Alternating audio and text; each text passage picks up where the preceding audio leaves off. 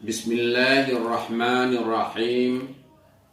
Assalamualaikum warahmatullahi wabarakatuh.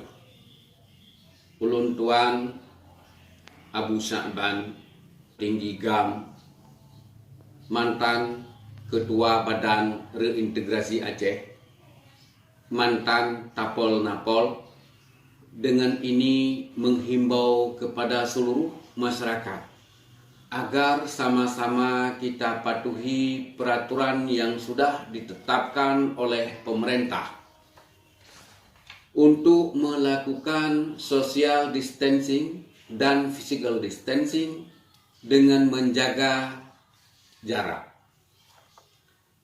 Dan kalau memang tidak ada keperluan yang mendesak, kami menghimbau agar tetap di rumah saja, menjaga kebersihan diri dan rumah serta lingkungan. Untuk sama-sama kita berusaha memutuskan mata rantai penyebaran wabah penyakit COVID-19.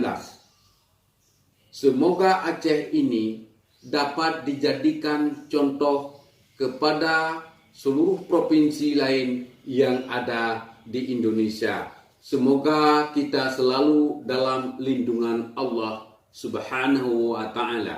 Assalamualaikum warahmatullahi wabarakatuh.